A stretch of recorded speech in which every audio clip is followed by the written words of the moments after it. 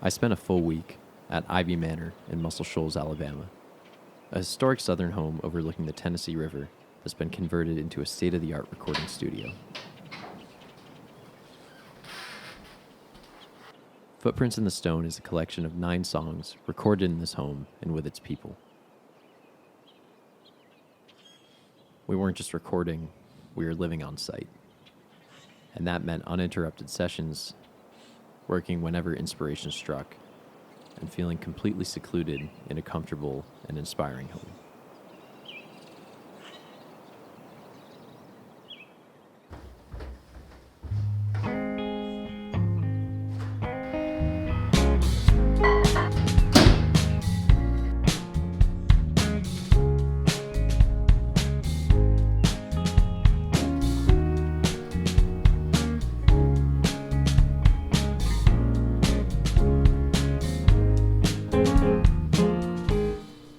Thomas. We are here at Ivy Manor in Muscle Shoals. We got Dan, Jared, and Clint just behind the door over there, getting set. A team of really talented songwriters, producers, musicians. I'm excited. I don't know if we haven't even looked at the song yet, but Footprints in the Stone is a song that I'm really happy about, and I'm excited to share it. And I think it's got a pretty good title.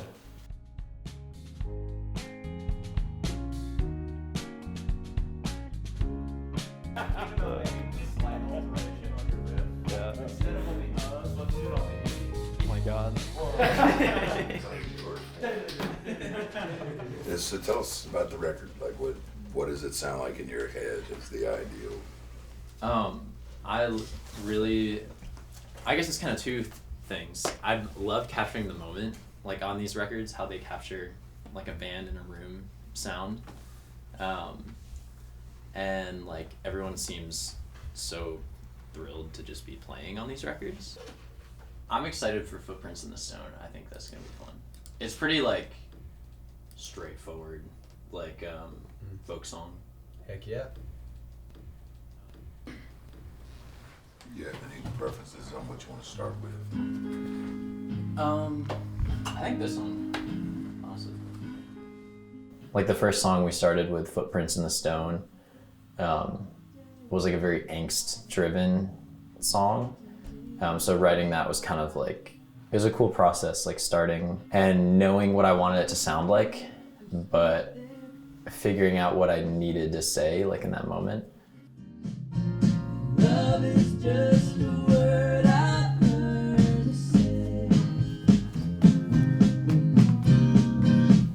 All maligned, it won't be the seed I sow.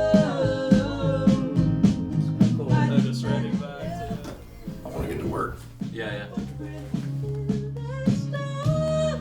Everyone who I'm working with has written songs, has produced music, like has worked with some very talented and very hardworking songwriters. You know, Eli's made some suggestions about like, let's do this to kind of, you know, to make a section more musical and like kind of, I guess, touch on the musicality of a section, like make it pop before this chorus. I'm like, yeah, let's do it.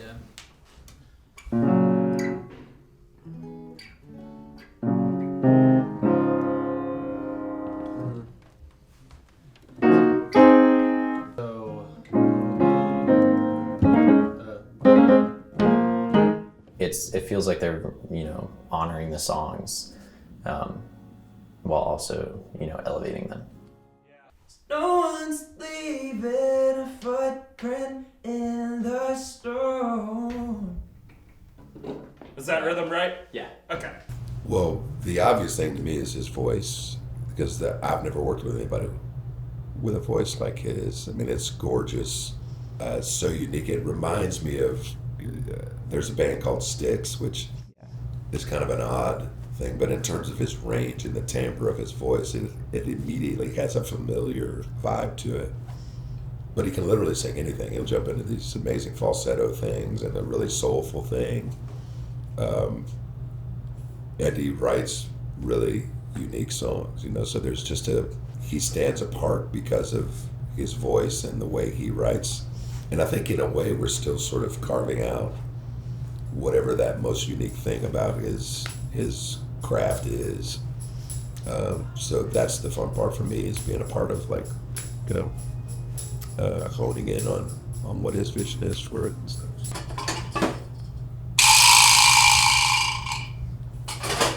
He's so easy to work with, but he's open to every idea. And again, as a, you know, producer who kind of shifted to the drummer chair, I'm actually more of an observer of the process, and he is doing an amazing job of communicating what he wants and encouraging the ideas of everybody that's playing, you know.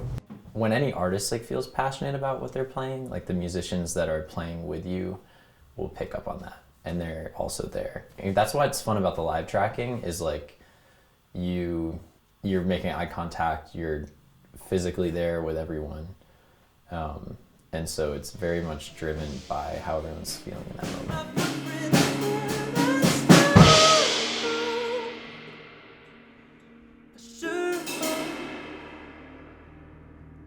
With every step, I'm grinding closer to the bone.